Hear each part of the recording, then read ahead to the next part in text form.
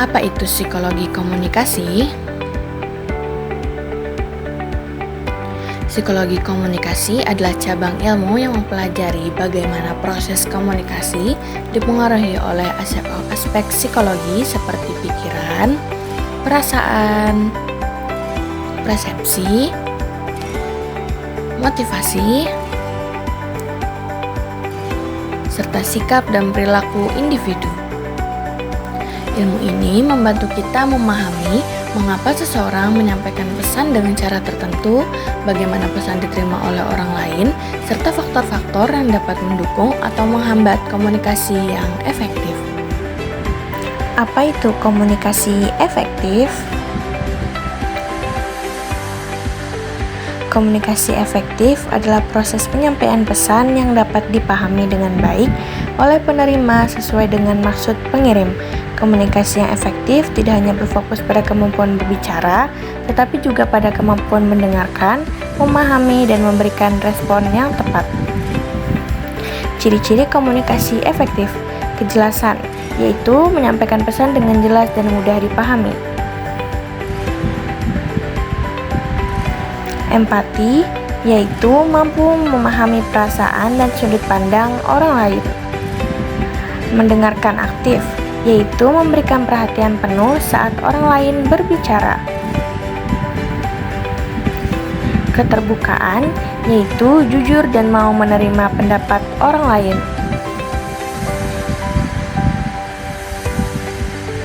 Umpan balik atau feedback, yaitu memberikan respon untuk memastikan pesan telah dipahami dengan benar. Mengapa berpengaruh pada hubungan keluarga? Dalam keluarga, komunikasi menjadi dasar terbentuknya hubungan yang sehat. Komunikasi yang disertai empati, saling mendengarkan, dan saling memahami dapat memperkuat kedekatan serta membantu menyelesaikan konflik. Sebaliknya, komunikasi yang buruk dapat menimbulkan kesalahpahaman, konflik, dan merenggangkan hubungan antara anggota keluarga. Nah, itulah sedikit penjelasan mengenai psikologi komunikasi dan pentingnya komunikasi yang efektif dalam membangun hubungan, khususnya di dalam keluarga. Lalu, bagaimana penerapan konsep tersebut dalam kehidupan nyata? Melalui podcast Jendela Psikologi, kita akan melihat bagaimana dinamika komunikasi, konflik, dan hubungan keluarga digambarkan dalam film Bolehkah Sekali Saja Aku Menangis. Mari kita mulai pembahasannya.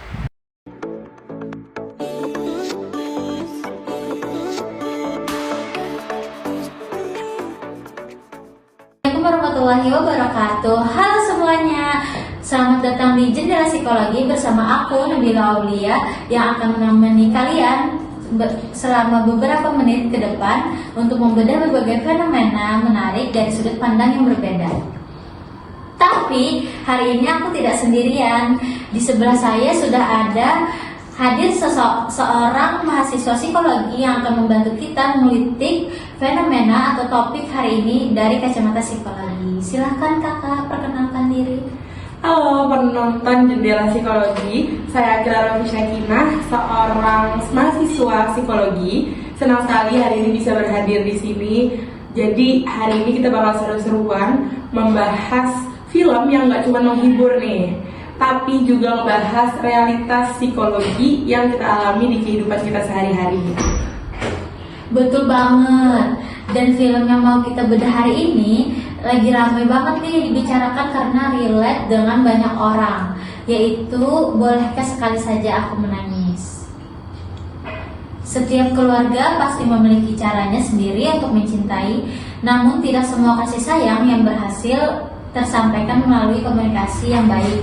Dalam film Bolehkah Sekali Saja Aku Menangis, kita melihat bagaimana luka emosional, persepsi yang berbeda, dan komunikasi yang tidak kita sampaikan dalam memengaruhi hubungan dalam keluarga. Pada podcast kali ini, kami akan menganalisis film tersebut menggunakan perspektif psikologi komunikasi. Oke kak, kita mulai dari yang dasarnya dulu deh. Buat yang belum nonton atau lupa-lupa ingat, karakter utama kita tuh kan namanya Tari. Menurut kakak nih, Tari ini sebenarnya sosok yang kayak gimana sih di film ini? Nah, jadi Kak, tari ini merepresentasikan anak yang tumbuh dalam keluarga dengan pola relasi yang tidak sehat sebenarnya. Dia ini hidup di lingkungan yang penuh dengan tekanan, perilaku yang kan ayahnya itu perilakunya abusif ya. Iya. Nah, akibatnya tari ini tidak hanya harus menghadapi trauma masa lalunya, tetapi juga bertanggung jawab untuk melindungi si ibunya. Karena dalam keluarga yang penuh konflik, anaknya kan sering disuruh belajar untuk menekan kebutuhan dan emosinya sendiri. Iya. Demi menjaga keseimbangan keluarga. Mereka ini merasa bahwa mengungkapkan perasaan itu justru bisa merusak situasi menjadi lebih buruk. Tapi yang bikin gemesnya tuh, kenapa sih si Tari ini sering banget memendam perasaan sendiri? Kenapa nggak dilawan atau diomongin aja secara langsung? Karena Kak, dia ini kan udah terbiasa dari kecilnya itu dikondisikan kalau bersuara itu nggak aman. Ada ketakutan kalau dia itu jujur, situasinya malah makin runyam ntarnya, atau bahkan memicu kemarahan si ayahnya. Akhirnya dia itu memilih untuk memendam perasaannya. Itu jadi mekanisme pertahanan diri dia. Walaupun sebenarnya itu tuh bakal jadi bom waktu untuk dia sendiri. Menurut kakak nih, apakah ayah Tari itu benar nggak sayang sama keluarganya? Kok kayak tega banget gitu ayahnya Tari sama keluarganya Tari gitu? Nah, kalau dilihat nih dari teori persepsi, ini tuh menarik banget sih sebenarnya. Si ayahnya Tari dan si Tari ini memaknai situasi yang sama dengan cara yang berbeda 180 derajat Kak. Nah, si ayah ini merasa apa yang dilakuin ini walaupun dengan cara yang keras, caranya itu pokoknya didikannya itu sebenarnya menurut dia udah baik. Cara dia menjaga otoritas sebagai kepala keluarga itu udah menurut dia udah yang paling oke lah gitu. Tapi tetap aja dari persepsi si Tari ini tindakan itu tuh sebuah kekerasan, murni kekerasan, sebuah bentuk penolakan kayak gitu. Jadi maksudnya itu mungkin sayang, tapi karena filter persepsi si anak ini udah rusak, jadi cara penyampaiannya itu malah jadi menyakiti si Tari gitu. Oh begitu. Oh jadi masalah beda cara pandang ya. Tapi heran deh Kak, kenapa konfliknya kayak looping terus, yang nggak kelar-kelar gitu? Kenapa Tari selalu menganggap ayahnya itu satu-satunya sumber dari masalah di rumah? Gimana tuh Kak?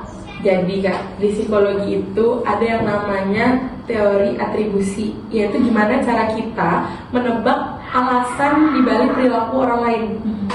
Nah, Tari ini udah terlanjur punya internal attribution. Walaupun ayahnya ini mencoba berbuat baik sekalipun ya, di mata Tari itu motifnya bakalan buruk. Itu tuh sebuah manipulatif karena saking seringnya disakiti. Nah, otak Tari ini otomatis ngecap si ayah ini sumber masalah, makanya konfliknya itu muter di situ terus karena respon yang keluar itu tuh selalu defensif. Oh gitu ya Kak. Aduh berat ya Kak kalau udah masuk ke cap kayak gitu. Tapi anehnya nih di rumah dia tertutup banget gitu. Tapi pas sudah ketemu orang lain, dia kayak support group atau sama temannya dia malah bisa nangis-nangis dan cerita semuanya. Kenapa sih dia justru lebih nyaman sharing ke orang lain dibandingkan keluarganya sendiri? Ya itu tuh karena di luar rumah Tari ini mendapatkan apa yang disebut dengan komunikasi emosionalnya Kak, yang sehat dan aman buat self disclosure-nya dia.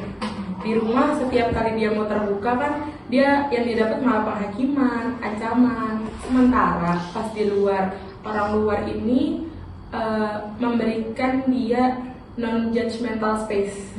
Jadi dimana dia itu didengarin tanpa dihakimi kan. Nah manusia itu kan butuh validasi ya. Dan ketika di rumah nggak bisa memberikan itu, dia bakal otomatis mencari rumah di luar. Oh seperti itu. Wah, dalam banget ya. Jadi intinya bukan karena dia enggak sayang keluarganya, tapi karena ruang amannya emang enggak ada di dalam rumah itu ya. Kak, kalau kita lihat nih sepanjang film, luka yang dialami Tari itu sebenarnya sudah terjadi sejak lama kan. Nah, pertanyaannya nih, apakah trauma masa kecil memang bisa terus membawa seseorang sampai dewasa? Gimana tuh Kak? Gini ya, jadi tentu aja bisa. Jadi ada dalam jurnal itu ya, judulnya Why Some Children Come to School with Baggage, The Effect of Trauma Due to Poverty, Attachment Distortion and Disconnection on Social Skills and Relationship. Jadi itu tuh pengalaman masa kecil memiliki peranan besar dalam membentuk cara seseorang memandang dirinya sendiri, orang lain, atau dunia sekitarnya. Nah, ketika seorang anak ini tumbuh dalam lingkungan yang penuh rasa aman, dia biasanya akan belajar bahwa dirinya itu berharga dan bahwa orang lain itu dapat dipercaya. Nah, begitu pun sebaliknya, ketika seorang anak ini tumbuh di lingkungan yang dipenuhi ketakutan, kemarahan, atau kekerasan emosional, pengalaman tersebut itu dapat meninggalkan luka psikologis yang bertahan hingga dia dewasa.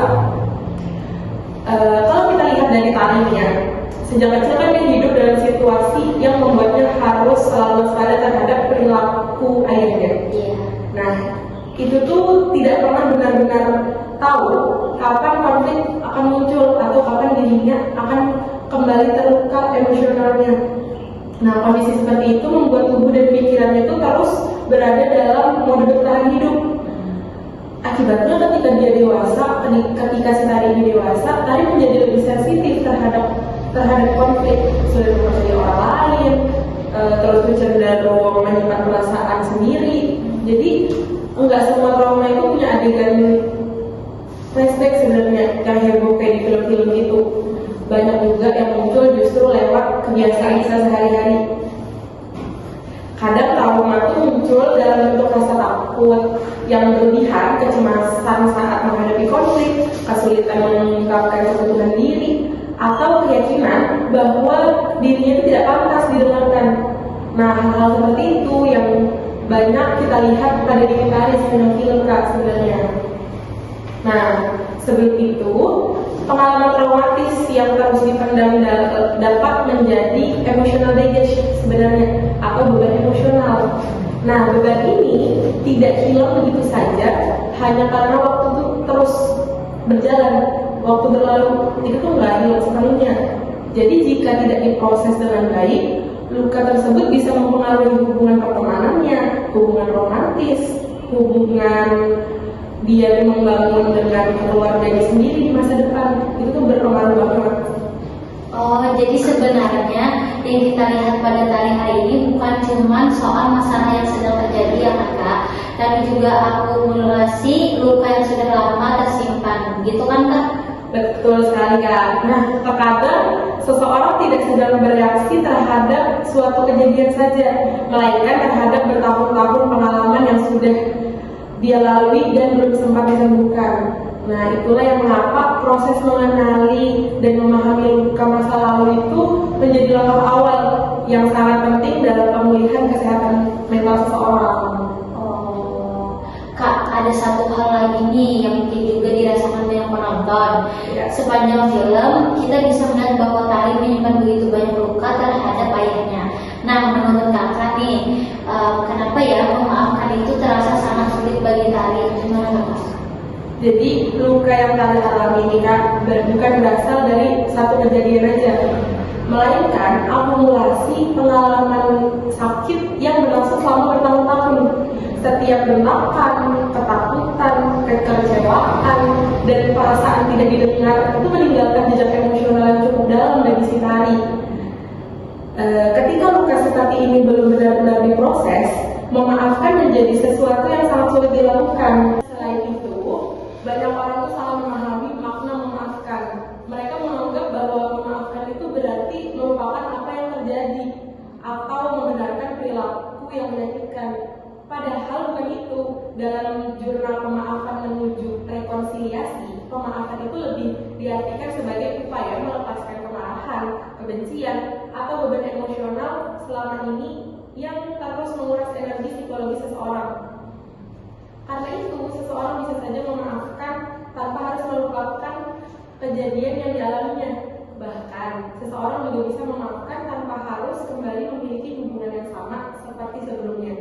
Nah, yang terpenting itu juga bagaimana individu tersebut mampu berdamai dengan pengalaman masa lalunya, sehingga luka itu tidak lagi mengendalikan hidupnya, Kak. Oh, berarti memaafkan itu bukan tentang siapa yang benar atau siapa yang salah kan ya Kak? Iya, betul. Pemaafan itu lebih tentang memberikan kesempatan kepada diri sendiri untuk hidup tanpa terus dibebani oleh rasa sakit di masa lalu. Ketika seseorang itu mampu berdamai dengan lukanya, dia itu tidak lagi menjadi tahanan dari pengalaman yang pernah menyakitinya. Nah terakhir nih Kak, dari semua konflik yang dialami oleh Tari dan keluarganya, menurut Kakak apa sih pesan moral pesan moral atau pelajaran apa sih yang bisa kita ambil dari film tersebut? Ya, jadi nih dari film ini kita bisa belajar kalau komunikasi yang efektif itu komunikasi yang efektif itu nggak cuma soal ngomong, tapi juga bagaimana kita itu memahami orang lain. Jadi ada 4 pilar. Itu empati, mendengarkan secara aktif, memvalidasi, dan ada sebuah kejelasan juga.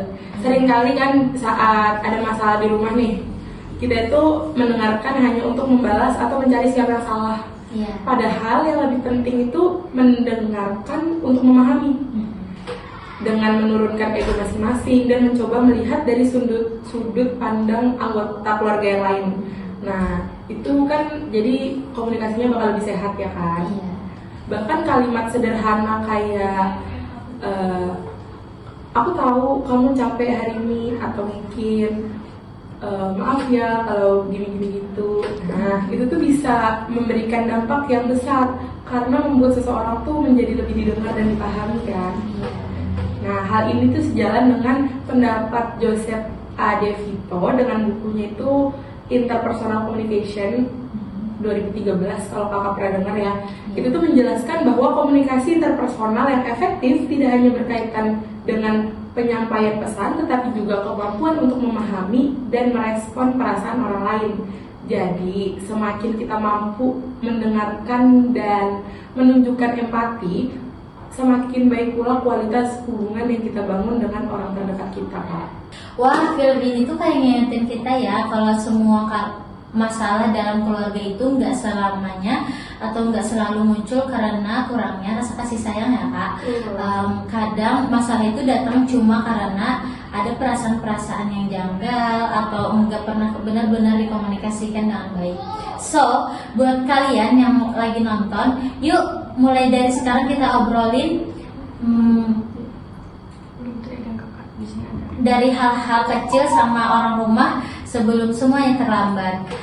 Enggak kerasa nih kita udah di penghujung obrolan. Masih banyak untuk Kak Akila yang udah berbagi insight luar biasa pada hari ini. Kesimpulan yang bisa kita ambil pada hari ini yaitu simple tapi dalam banget menurutku. Rumah itu harusnya jadi tempat paling aman buat kita pulang dan bersuara, bukan tempat yang paling bikin kita pengen lari. Kasih sayang itu tanpa komunikasi yang tepat, ujung-ujungnya cuman bakal jadi luka. Makasih untuk kalian yang menemani kita dari awal sampai akhir. Aku Nabila Aulia, pamit undur diri. See you guys. Pergi tanpa pamrih, pergi tanpa pamit akan kesana kemari tanpa arah serta ratusan makian. Kembali pulang